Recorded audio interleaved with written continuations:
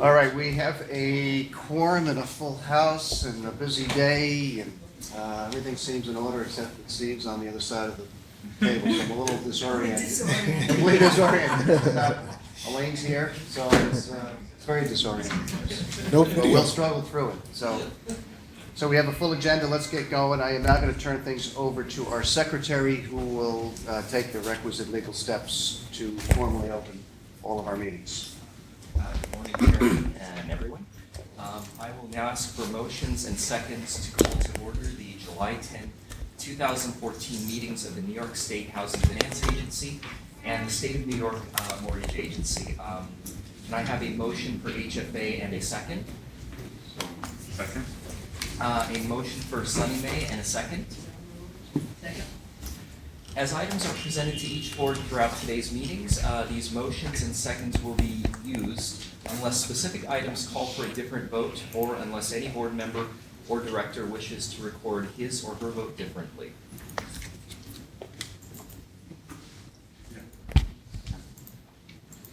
So now we will turn things over to Darrell for the President's report. Great, thank you very much. Like the agenda, my comments this morning will be short because we'll have a chance to talk throughout the day. Of course, we're excited about the opportunity to have our board retreat at Fordham Law School. And we again thank Nestor for making facilities available for us for that. This morning in the Mortgage Insurance Committee, we approved insurance for 5 projects representing 763 units of affordable housing located throughout the state in the counties of Westchester, Clinton, Monroe, and Onondaga counties.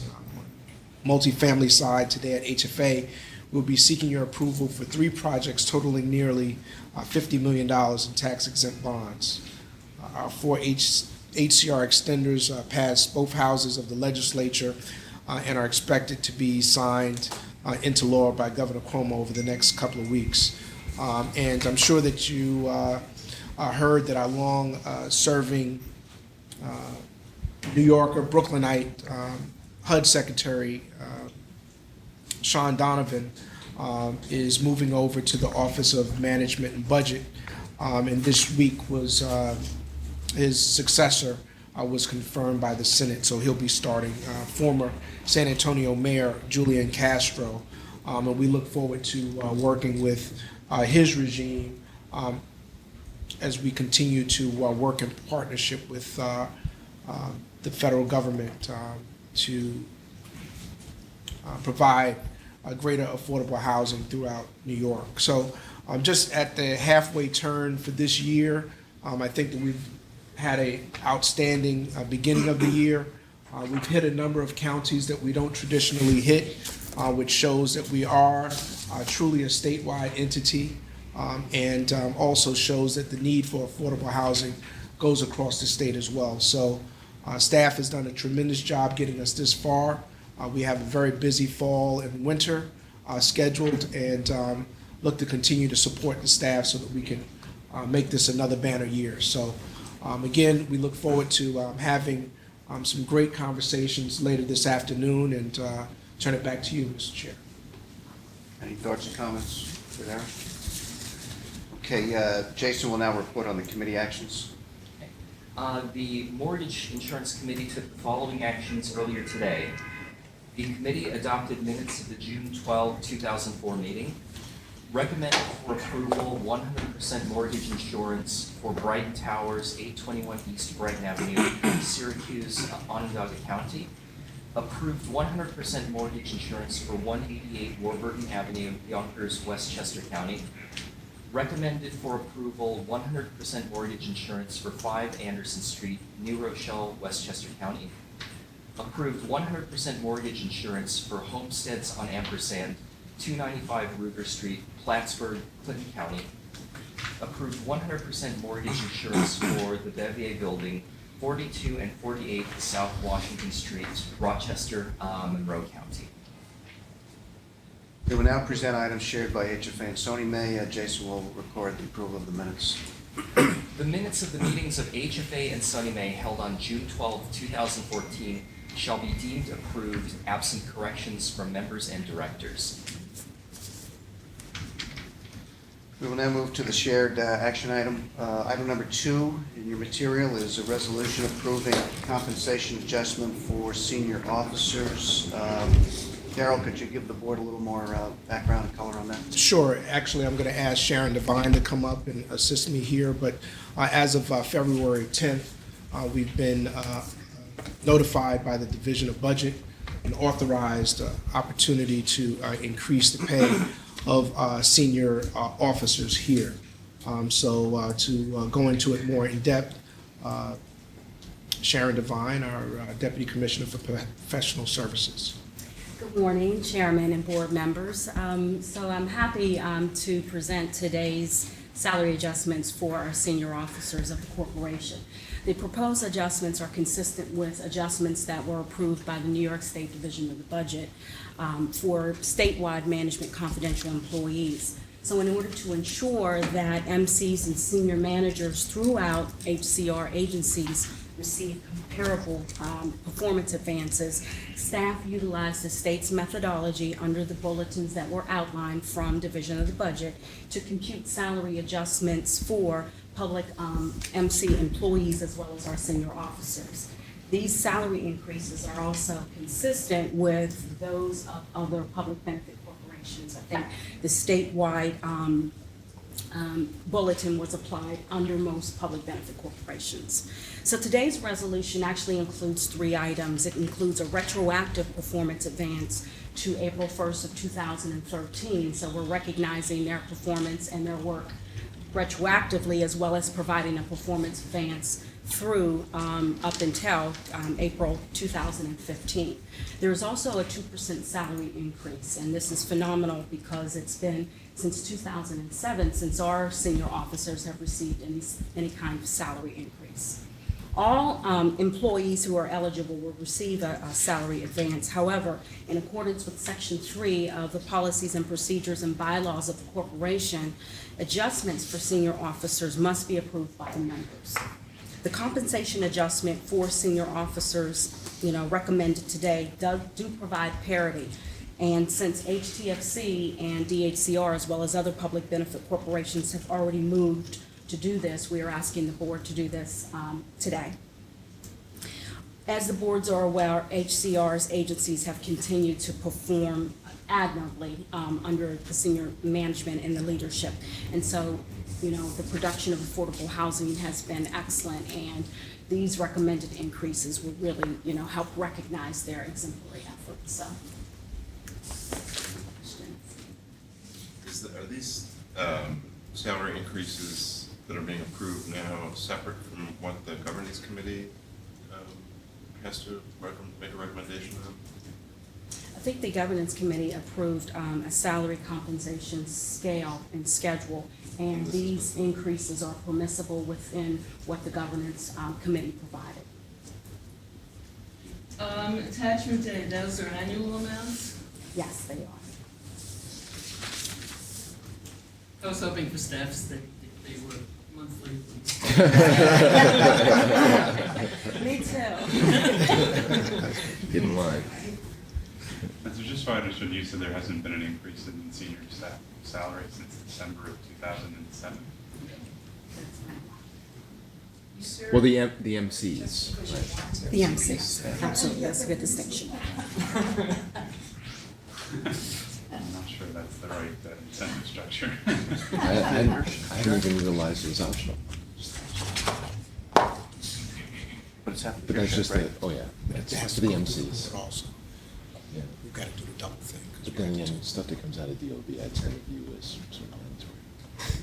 Elaine, this is happening throughout the state Yes, it is. system, This right? is consistent, and public authorities generally are following, all of them that I'm aware of, are following the state management confidential salary schedules. And generally they have, going back many years, perhaps they've been differences where public authorities may be different from each other in compensation structures. But this is similar, actually is modeled on the state structure. So the budget bullet went out to state agencies, directing them how to administer the 2%. Within already established ranges for MC, so like civil service ranges, they're usually, between, say, like $10,000 and $30,000 ranges that spread over 6 years. And so the 2% would be paid it would increase the top of the range. So there are two things that the employees are getting. One is the 2%, and the second thing is the advance for an increment within the range. So, Steve, you asked about what we approved, I think it was at the December 2013 meeting. Those were just the ranges to make say, okay, this is our structure for the positions that we have and the range that we have. This now will just adjust those ranges consistent with the overall state management confidential plan. Thanks for the background. Any other thoughts, comments? Yeah, it's clear to me that public servants are underpaid for the work, and I'm thankful for the work, and so this is a good thing, so. All right, so we need a motion? Yes. Okay, now for HFA and SONYMA for approval is a resolution of the New York State Housing Finance Agency and the State of New York Mortgage Agency approving compensation adjustments for senior officers. Assuming the first and second previously entered for HFA and SONYMA, all in favor, please signify by saying aye. Aye. The motions are carried and the resolution adopted. So the next two items, SONYMA action items, were discussed at the next meeting early this morning. They are now up for a vote by the SONYMA board. There will be no discussion on these two items unless directors so request. So we will now move on to the votes. Item number 3 was a resolution approving 100% mortgage insurance on an 8.295 HFA permanent first mortgage loan for Brighton Towers on Brighton Avenue in Syracuse. Now before the board for approval is a resolution of the State of New York Mortgage Agency approving mortgage insurance and a commitment for the provision thereof for Brighton Towers Apartments, 821 East Brighton Avenue, Syracuse, Onondaga County. Assuming the first and second previously entered for SONYMA, all in favor, please signify by saying aye. Aye. The motion is carried and the resolution adopted. The other item is a resolution approving 100% mortgage insurance on a $7.25 million CPC permanent first mortgage loan for 5 Anderson Street, New Rochelle, Westchester County. Now before the board for approval is a resolution of the State of New York Mortgage Agency approving mortgage insurance and a commitment for the provision thereof for 5 Anderson Street, New Rochelle, Westchester County. Assuming the first and second previously entered for SONYMA, all in favor, please signify by saying aye. Aye. The motion is carried and the resolution adopted. There are no further items for SONYMA, and I'm going to ask for a motion and a second to adjourn the SONYMA board meeting. Assuming the first and second previously entered for SONYMA, all in favor of adjourning, please signify by saying aye. Aye. The motion is carried and the SONYMA meeting is adjourned. I would like to note that our next board meeting is scheduled for Thursday, September 11th, 2014. And as you may know, we had previously reached out and mentioned the possibility of having to schedule an August board meeting. It looks like now we will not need to have an August board meeting. So the next board meeting will be in September. And we appreciate the willingness of the board members to adjust their busy schedules to accommodate the potential August meeting. And as you are aware, we are holding an educational session for board members, which will be held at Fordham Law School on the Upper West Side. Transportation to Fordham is being provided, and we will be leaving right after the conclusion of the HFA board meeting.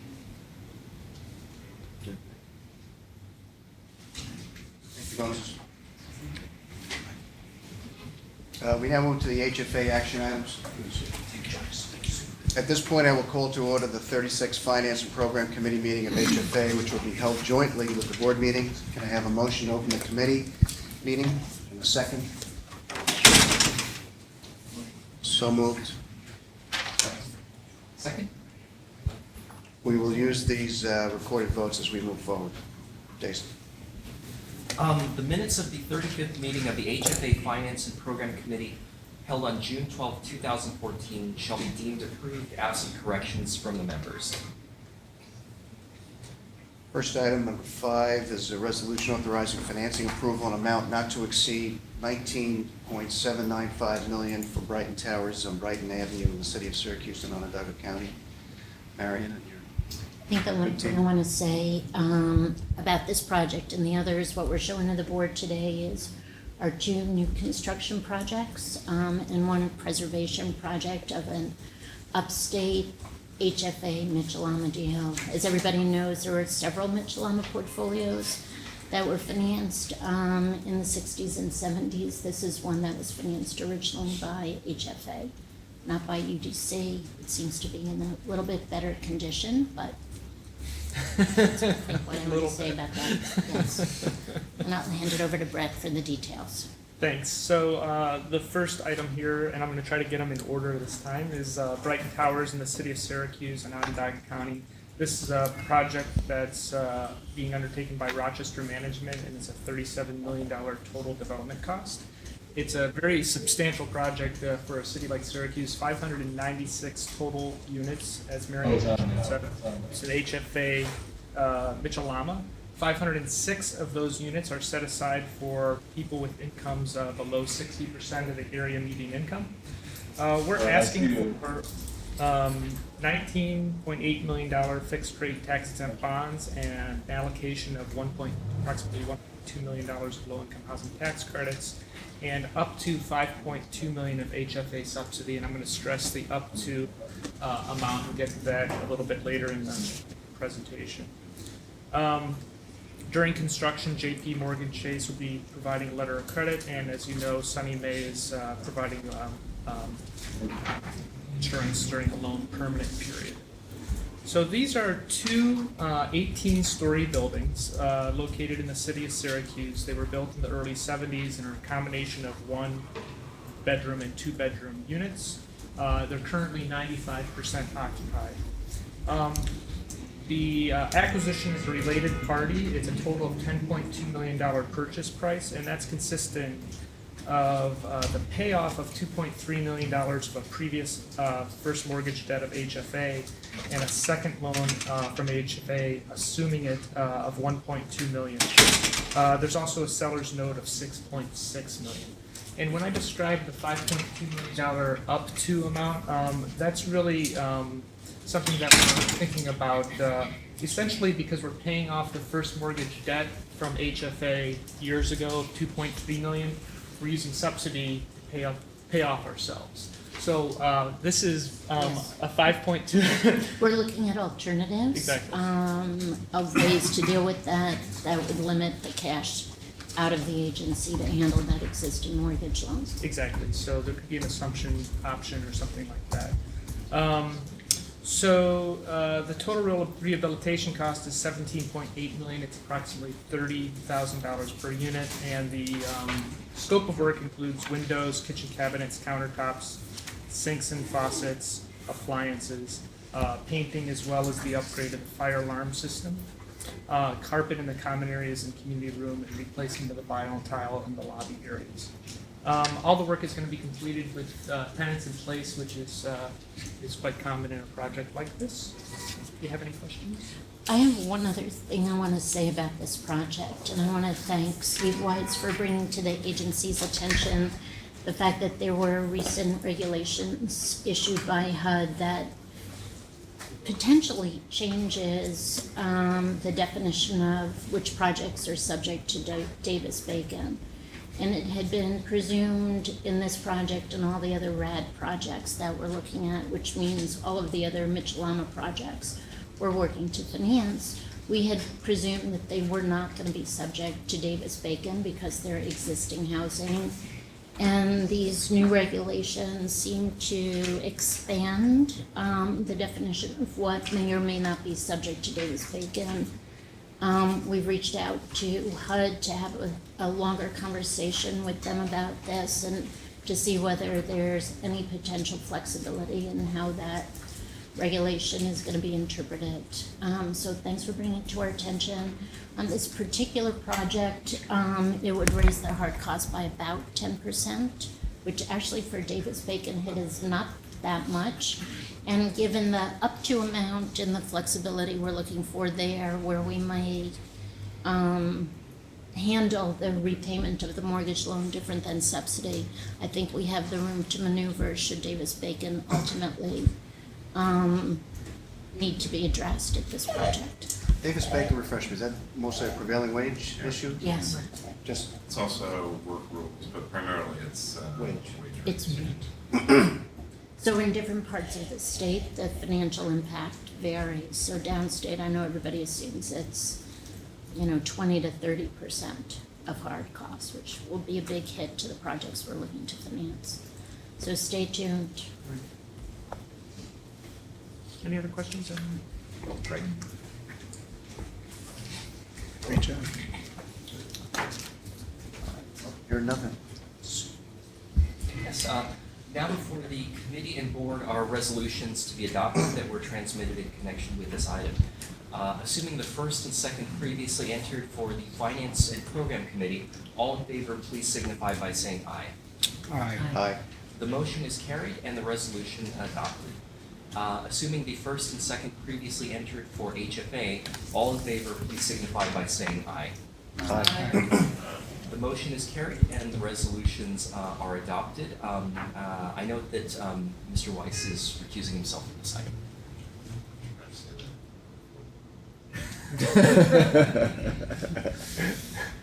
Our next item, item number 6, is a resolution authorizing financing approval in an amount not to exceed $15 million for Archbridge Senior Apartments, 1450 Plimpton Avenue in the Bronx. Mary? Okay, so the second project today is by Highbridge Community Development Corporation. It's Artsbridge Senior Apartments in the Bronx. It's a $26.7 million investment. It's new construction that's going to consist of 62 units for seniors, and all the units will be set aside for households earning under 50% of the area median income. We're seeking approval for up to, or estimated $15 million fixed rate tax-exempt bonds and an allocation of $1 million in low-income housing tax credits.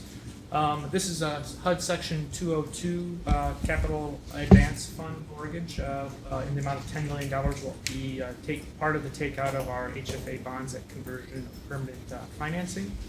I also wanted to note there's a $750,000 amount of community investment funds. It's another HCR resource that was approved by the HTFC yesterday. This is a still fairly new resource to the agency that helps provide funding for mixed income projects. As I mentioned, it was approved yesterday.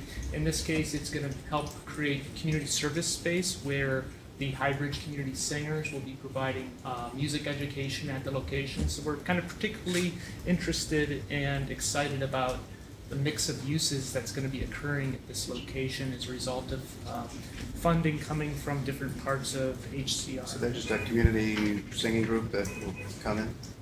Yeah, I mean, I think it's a fairly well-established group that's going to be providing education, but also community events. It's mostly geared to children, so it's music education for the children in the community. There's also a $3 million amount of City of New York Reso A funds, and the project is currently, or the project will be built on land that's currently owned by the City of New York that'll be transferred for an amount of $5. This is a 7-story building. All the residential units will be 1-bedroom units and will be ADA compliant. Enterprise Community Investment will be the tax syndicator on this project. Do you have any other further questions? So are we just the construction lender? Yeah, in the case for new construction, HUD 202 lender projects, we do serve basically as the construction lender. So we get taken out? We get taken out by the HUD loan and the equity. By the HUD loan. HUD doesn't allow 202s to have permanent debt on them. So the HUD 202 proceeds actually pay off our construction loan. It's unusual for the agency to be involved in developments where we're only the construction lender, and we've made an exception for these HUD 202s for policy reasons, obviously. for new construction. Mhm. A couple of quick questions. How does the tax credit amount compare to other deals in the Bronx? $6. I'm not current necessarily on the amounts that deals are getting. I'm just curious about $6. Is that about what other deals in the Bronx are getting? I can't say off the top of my head, but it doesn't sound either particularly low or high. I don't know if, Right. I would expect them all to be over $1. for sure. Steve? Yeah. Yeah. Leonard, do you have any sense of the? They're getting a lot. Oh, so that's why it's a little bit lower? Right, so the equity is being introduced into the project a little bit earlier than usual. One of the things that just sort of be on the lookout for, and you might want to speak to the borrower about this. I know on a recent deal, HPD required, on a deal where they were contributing the land for a nominal amount, they typically require an enforcement mortgage, which sits on the property, in case the use is converted or whatever, then a real amount becomes due. But on a recent deal, HPD made that a hard debt payment, meaning that it was going to be considered real debt, which changed the way the tax opinion was written. I think HPD is sort of I think they're considering different alternatives. You just might want to make sure that issue is discussed up front so that there are no surprises before Will closing. do. Okay, thanks for bringing it to our attention. I have a question about the senior designation. How is that established? Is it established in federal law or state law? I'm sure it's How is programmed. it implemented? Yeah, I'm sure it's From a dedicated practical by, or, perspective. in this case, I believe it's 55 or older, and I think that's, 62 and older, and I think that is the requirement under the HUD mortgage program in this case. too. So the owner would implement that? Yeah, absolutely, that's part of its creating of the management, yes.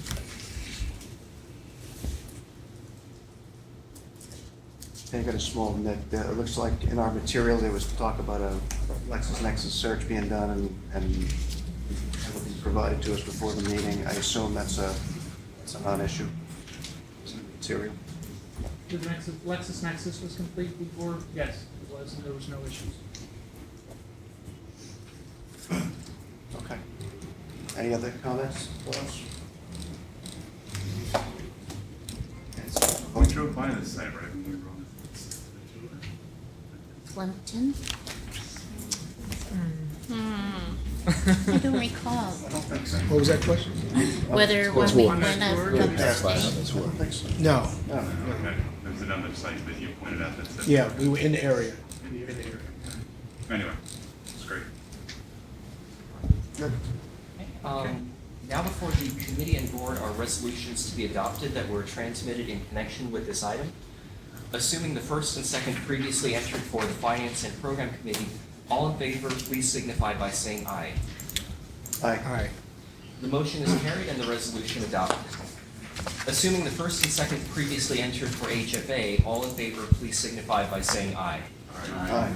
The motion is carried and the resolution adopted. Next item, item number 7, is resolution authorizing financing approval in amount not to exceed $14.3 million for 188 Warburton Avenue, apartments in Westchester County. Yonkers. Okay. This is 188 Warburton Avenue Apartments in the city of Yonkers. It's being conducted by a partnership with the community builders and the Yonkers Housing Authority.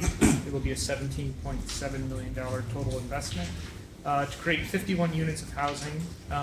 All 51 of the units will be affordable to people or households earning under 60% of the area median income, but 12 of those units will be for people earning under 30% of the area median income, and 13 of those units for people earning under 50% of the area median income. We're seeking authority for $14.3 million in tax exempt, $1.2 million of HFA subsidy, and a $948,000 allocation of low-income housing tax credits. There's a lot of other participation in this project financially. Since it is a very high priority of the city of Yonkers, there's $750,000 coming from the Municipal Housing Authority of Yonkers and $550,000 from the city of Yonkers. There's also $1.7 million of neighborhood stabilization program funds. and participation from the DNC through the Brownfield Cleanup Program of $4.2 million. Yesterday as well, at our HDFC board meeting, $2 million from the Homes for Working Families was approved for the project as well. I want to give a little bit of context to this project. It's not happening in isolation. I think it's a good example of a lot of affordable housing development working together to help create lasting community improvement in an area like the city of Yonkers. There's a lot going on in this area. This project is happening as part of the redevelopment of Cottage Place, but we've previously financed PS6, which is currently under construction at that location, and the Warburton Dorado Apartments building, which is part of our Mitchell-Lama portfolio, will be advancing through the agency in the coming months, and that'll be divided into two projects. Ultimately, the Mulford Garden or the Cottage Place was this kind of campus-style project, but the street grid will be reestablished with the removal of those buildings, and this is kind of one phase towards that project. But when you, this project is located in downtown Yonkers, and when you see the accumulation of all these projects, you'll really see a transformation of the physical infrastructure in Yonkers, but also the mix and quality of apartment living and mixed uses that will be supported by these residents. It's very close to transportation, so there's a lot going on here, which is why the city of Yonkers is very much supportive. As I mentioned, the total development cost is $26 million, and that's all we have. Do you have any questions? Project. And Darrell, you said you just ran into the mayor? Yes, just ran into the mayor a couple of weeks ago, and at the offsite, maybe you can bring the map that you had yesterday. Yeah, you know, I have only Take a one look. copy here, but I'll bring it with me. So it kinda and, shows- Bring copies to everybody. There's a really nice map that shows the activity that's going on and is planned in this area, and it's a remarkable footprint. You can really see how things will be very different at this location. I was mentioning in the committees this morning, Brett, that, you know, we look at these projects individually. Right. But this is one where we really have to back up and look at the cluster. So then we can really see that it's not only housing, but it is truly community renewal, so. Absolutely. Yeah. It's a really good example. I just was gonna say, I mean, it's similar to what we did see in New Rochelle, and you can see that there's several of the Westchester urban cities who maybe didn't get Hope 6 funds to address the needs of their public housing that are now going in and leveraging tax credits and other resources to address the physical needs and try to bring the housing from back into the community and away from the campus style that was popular many, many decades ago. Just three small questions. One, we had the same question about the LexisNexis. I assume that was okay. Right, it was completed, I assume, before the board meeting, and there were no issues. Okay. Second is just, can you just say a word or two about how the leasehold, sounds like the mortgage on a leasehold as opposed to on a fee? I'm just curious how that works. And then the third is just if you could say a little bit more about the remediation routine. Yeah, I don't know, maybe Leonard, can you describe that a little bit better than I can? Come on up.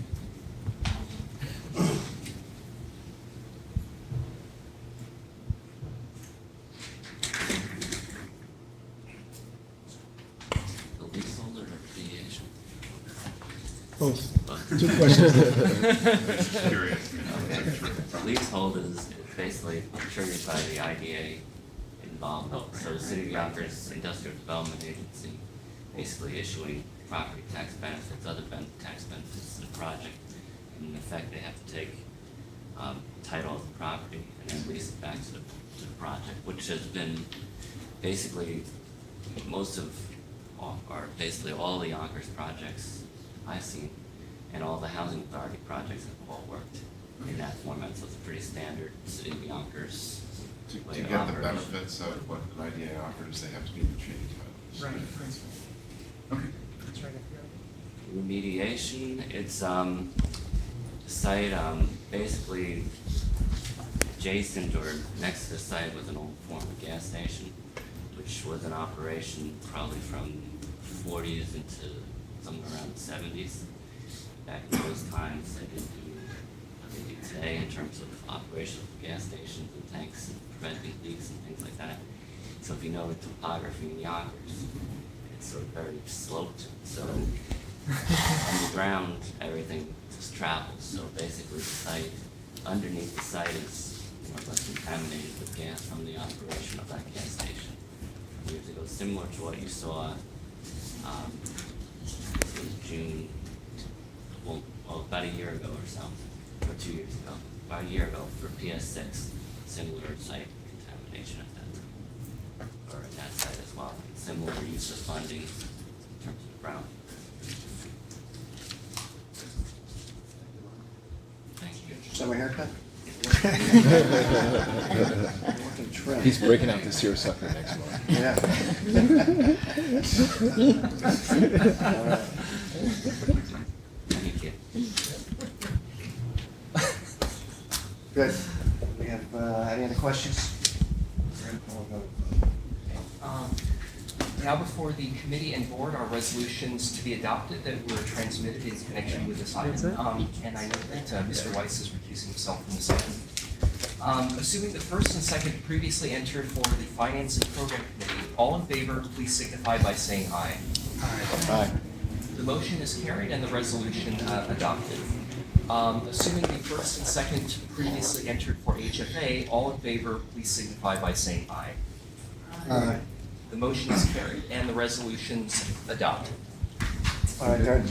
Bill, just one, given that you and Nestor had a question about the LexisNexis. Yep. I don't know whether Alex might want to comment on this, but there's a process in place that essentially pre-clears all the principles. So you might want to just comment on that for the board. We haven't talked about it in a while. Yeah, I mean, for a number of years, we review all the participants that are going to be in the project and do a thorough search over the last year. That's also been aided with efforts from taxation and finance to make sure that we pick up everything. And in fact, right now, we're also looking to combine the efforts that we use here with those at HTFC and BHCR. They have an independent, different tracking system, and our goal here, I think, is to combine them and actually improve them even further, Tom. So that's sort of an ongoing project. And I think it would be fair for the benefit of the board that deals that are brought for our consideration, by definition, have either cleared or have contingencies on them pending clearance. So we might not even need that language about the LexisNexis because that's essentially standard operating procedure. It's so yeah. Yeah, because I found it in the materials. But that's up to Alex to decide kind of how to do that. But that, just for the benefit of the board members, that goes on for all of the deals. Okay, we'll address that. All right, our last item is a new item which came to the board just yesterday, so we'll try to spend a little more time on this one since it's some time sensitivity to it. So it's a resolution authorizing $260 million unrated private placement financing for the 320 West 38th Street project in Manhattan. So, Mary, why don't you take us through this? There was a lot of material to get through. So, Right, well, I'm assuming people didn't stay up night reading the bond reso, otherwise. Type 1, page 270. Yeah. Is it the same one that I found? Careful not to So first of all, thank you for considering this item on such short notice. We do not, as a matter of course, submit items on such a short time frame to the board, but there were two things that were driving the timing on this. One is this is an existing project that the agency financed over several years, a multi-year deal, starting in 2008. Its existing letter of credit, which is issued by Wells Fargo, matures in the middle of September, which would require a transaction to happen by the end of August. And if you back up from when the deal has to close, which is approximately August 27th, to tender notice dates, we're looking at the very beginning of August for the notices to go out to bondholders to call bonds. Now, we've been aware of that deadline all along. We've been talking to the deal team for months on this transaction, but what showed up at the agency was a brand-new structure that we had never seen, which took some getting through. And because of the complications of the tax considerations of the transaction, there was a lot of sensitivity about everybody talking to each other. And that's normally how we do our deals. So I want to try to break that up for you. But that's what led to the late start of this deal for your consideration. So what we're looking at is basically a credit substitution, which is something that we've seen before for other existing 80/20 transactions that have come to the point where they're past the construction period and the project is in stabilization, and the owners of the property are looking for their permanent financing. The whole reason and big push behind the agency moving towards unrated private placements was at that point there were very limited permanent financing options available in the market. Fannie and Freddie had historically been the two main providers of permanent credit enhancement for these transactions. After the meltdown, Freddie moved away from this market. The only game in Fannie moved away from the market. The only game in town was Freddie. And Freddie's pricing started to reflect the fact that they were the only one available. And plus they shortened the commitment term of their credit enhancement. What used to be 30-year commitments have now subjected the borrowers to 5-year repricing risk. So the market has responded by looking for alternatives to that, which is how we got into the private placement business to start with.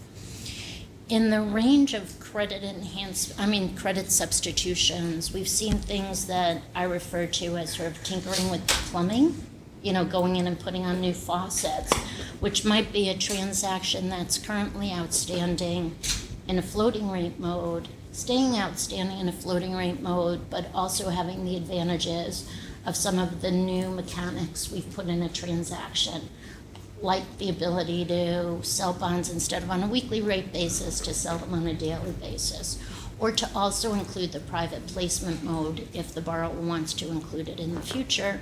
Or also we've put a little, what I want to call a hook into the deal so that we can bring the bonds in much easily than we can under the existing structure. So that's, we'll just call like putting new faucets on a transaction, to what we're looking at today, which is pretty much a major redo of the bond documents.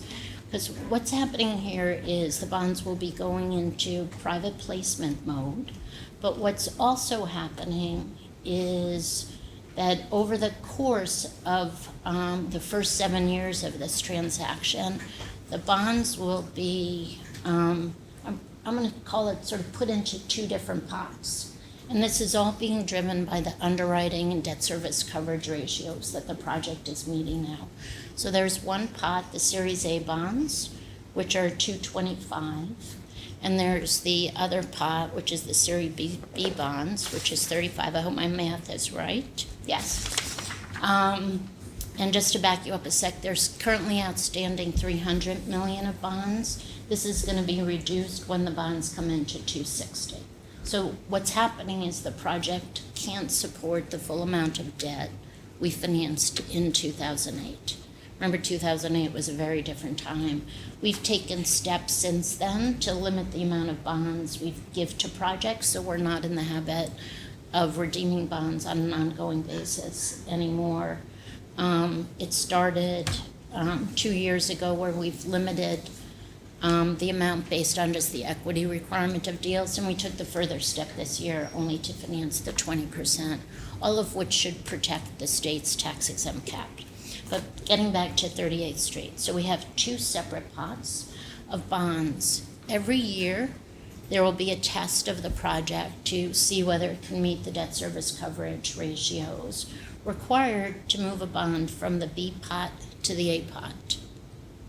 And there's no limit on what can move over from B to A, but if at least 1/6 of what's in B doesn't move over to A, it will go to B2, and the developer will have to collateralize those B2 bonds. And so at the end of 7 years, things will either be in the A pot or the B2 pot, and at the end of 7 years, B2 bonds have to go away. So that's something we have never seen before. Looks like you have a question. Just one quick question. Sure. So the B2 bonds, you said are collateralized? Yeah, they're What's the collateralized. collateral? It can be either cash or a letter of credit. So that represents effectively personal exposure to the entity or the individuals, Yes, the borrower. but it's not initially collateralized. It's only when either it moves to A, or if it doesn't move to A, then it moves to B2. Yes, So that's that true. grows over, so potentially B2 grows over, and what period of time is that? 6 years? That's It's a- driven by the changes in the cash flow presumably and the Right, ability to but support once the- you're in A, you're in A. Can never move back Can to it B. move out of B2? That's a good question. I don't know the answer to that. So, but eventually, you either have A or B2. Yes, exactly. That's pretty. Okay, so and the other big thing that really caused a whole lot of conversation is something that doesn't directly involve the agency, but certainly involves us anyway. Wells is going to take these unrated privately placed bonds and deposit them in a custody account. The same, into a custody account held by a custodian. At the same time, they're gonna deposit a Freddie Mac credit enhancement agreement. Dollar for dollar. Yes, for the A's into the custody account, and out of that will be issued custodial receipts. When we first walked down the road of private placements, I must admit I was concerned about what might happen in the secondary market with our private placements, and we put in place a number of criteria that would protect the agency, such as the denominations of the bonds, who could hold the bonds, because the whole concern, or one of the concerns that drove the movement, that drove the sort of caution about private placements is who's going to buy the bonds. They're still going to have the New York State Housing Finance Agency's name on them. And what can we do to make sure that whoever's buying our bonds knows what they're getting into and is buying it, with enough background to make those sophisticated decisions. The bonds also have to be held in physical form, which would limit, sort of quick trading of the bonds, and they travel with an investor letter and this review to make sure that whoever's holding them is qualified and meets the criteria that were set forth in the state legislation. So we had a lot of conversations about what that secondary market execution would look like, who would be the ultimate holders of those custodial receipts, and what controls the agency could put on those. And at the same time, there's a lot of sensitivity that the agency not be involved in the secondary market transaction because it impacts the treatment of the interest on the bonds.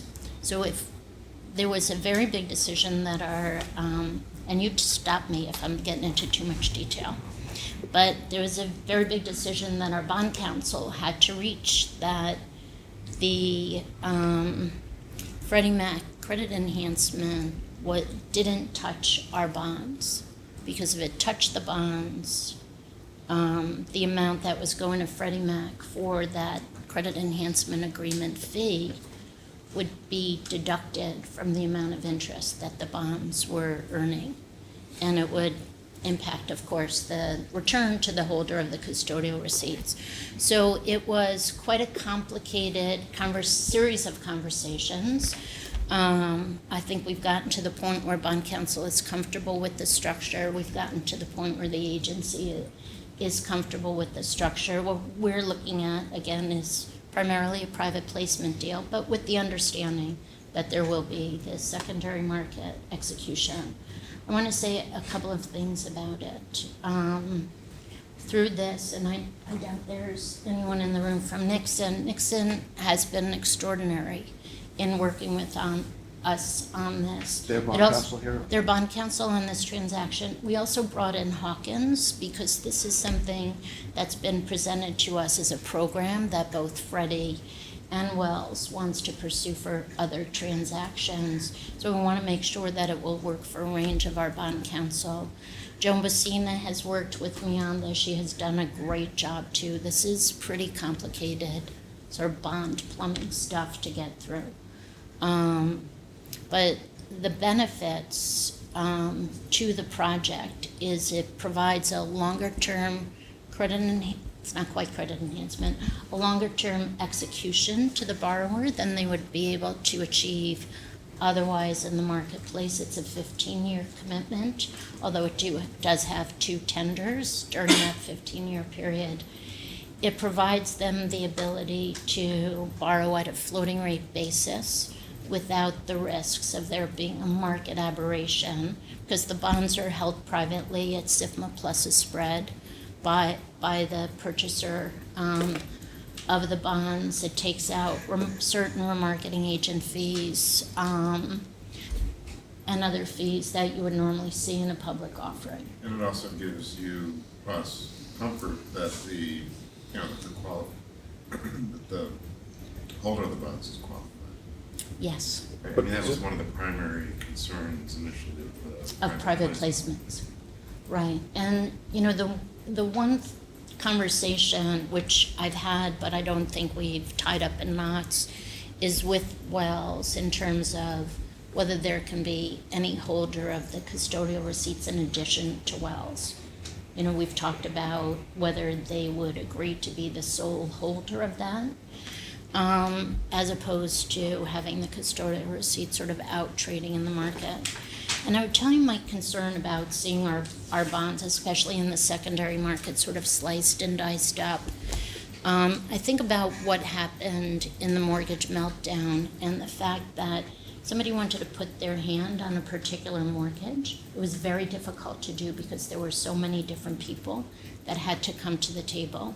So I really, as we go into this new world, I want to make sure that we can get a hold of our mortgage in whole should we ever need to come to the table with the borrower or anybody else that's participating in the transaction. Mary, could you just touch again on why we're doing this now and what happens Yes. now after our action today, just so we have it. So after today, if the board approves it, it needs to go to the July PACB meeting, and this would put us in the place of issuing the tender notice in early August to the holders of the bonds. Currently, the bonds will come in. There will be an amendment to the existing resolution allowing for this pretty major plumbing change to allow for the private placement in this AB bond structure. And we would look to be in a place to close this by August 26th, 27th. So just a couple of questions.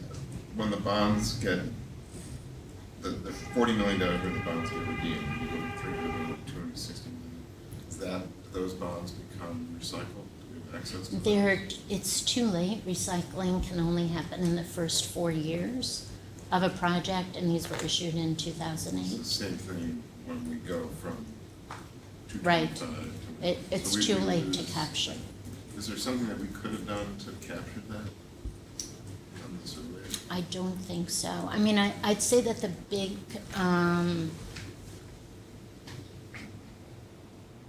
gating things that we've put in place was the change prior to 2009, we would allow developers to borrow up to an amount that the bank was willing to provide a letter of credit for.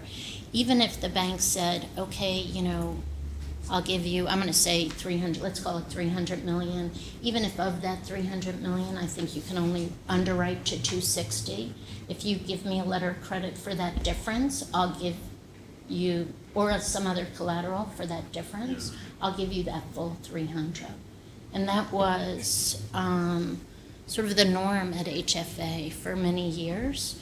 And after we saw projects, not being able to carry their full amount of debt and being concerned about losing this very valuable resource, we would only allow borrowers to finance tax exempt up to what they could cover in real estate exposure, with the expectation that that was real estate analysis that the lender was making based on, future values of rents, debt service coverage ratios, and debt returns. And so we limited over the course of 2011, 12, 13, to this real estate underwriting rate, which was about 60 to 65% of total development costs.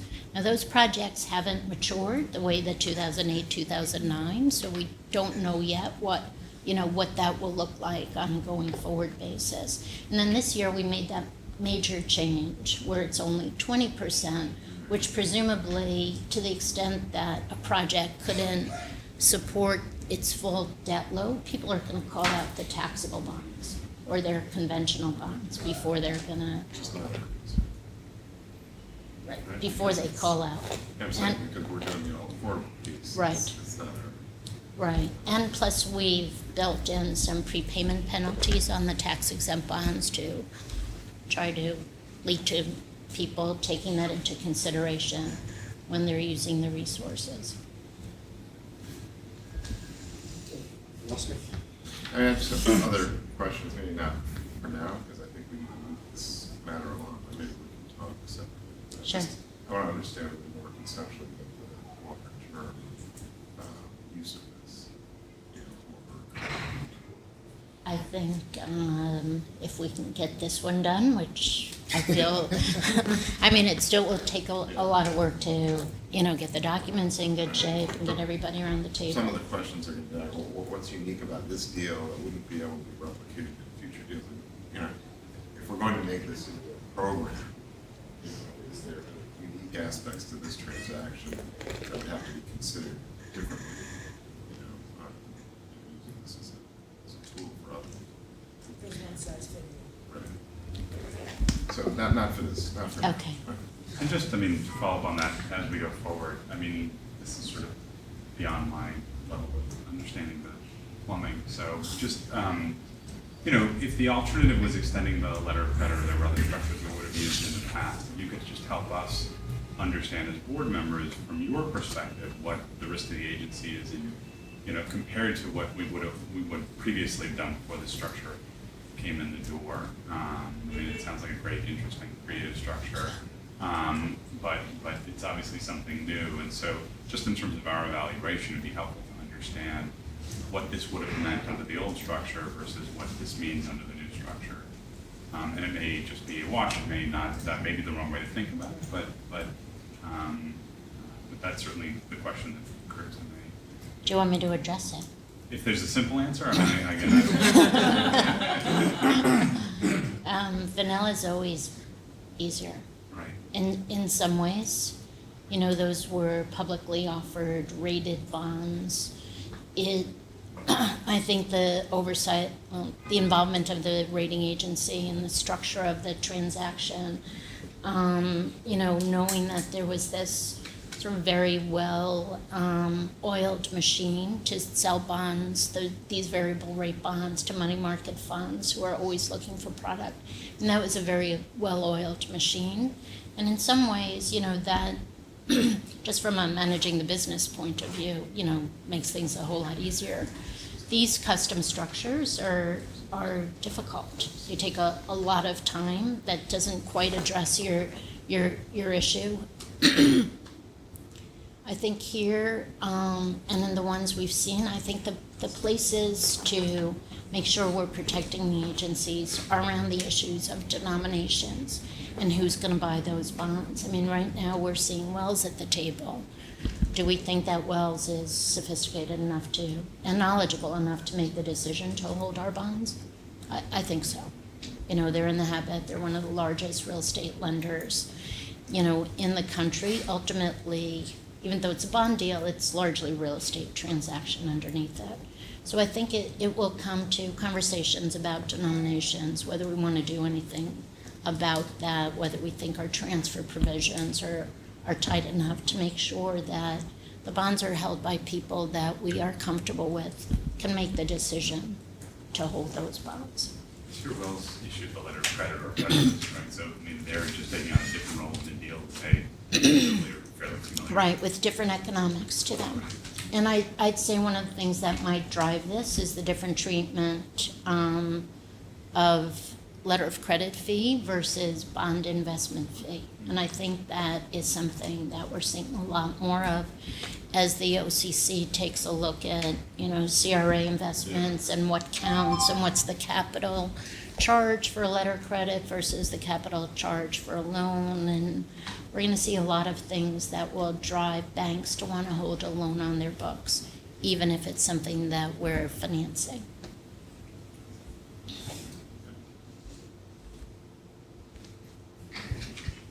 Start at the beginning again.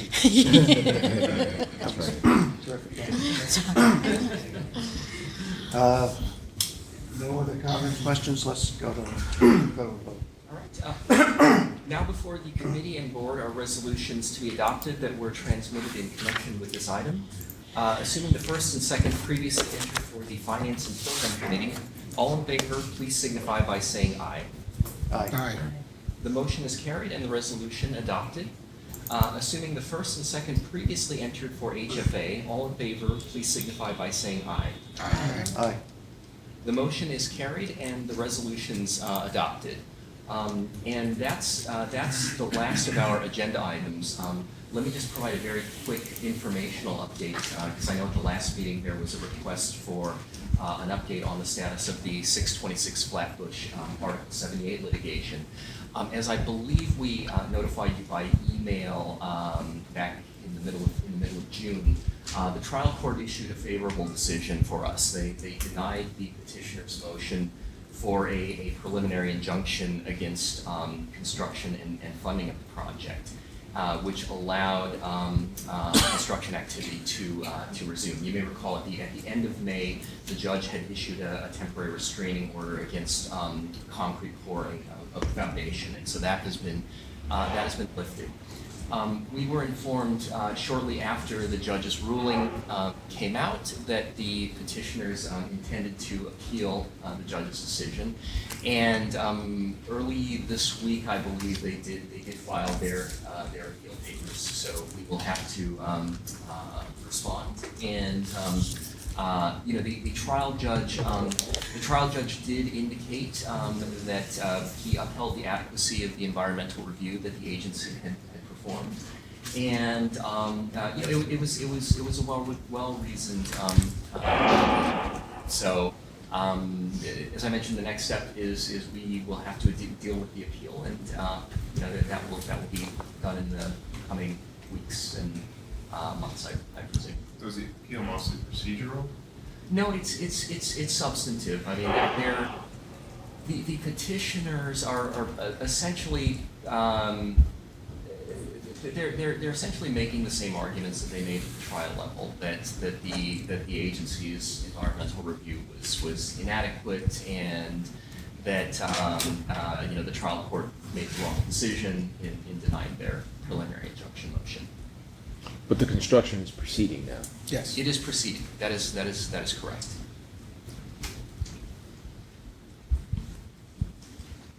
Good. So I just think we need now motions to adjourn the HFA Finance and Program Committee meeting. Motion is second. Second. Okay. And no further items for the HFA board, so also motions and a second to adjourn the HFA meeting. So moved. Second? All right, let's see. Assuming the first and second previously entered for the Finance Program Committee, all in favor of adjourning, please signify by saying aye. Aye. Aye. The motion is carried and the committee meeting is adjourned.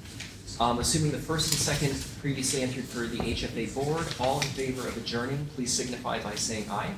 Aye. The motion is carried and the meeting is adjourned.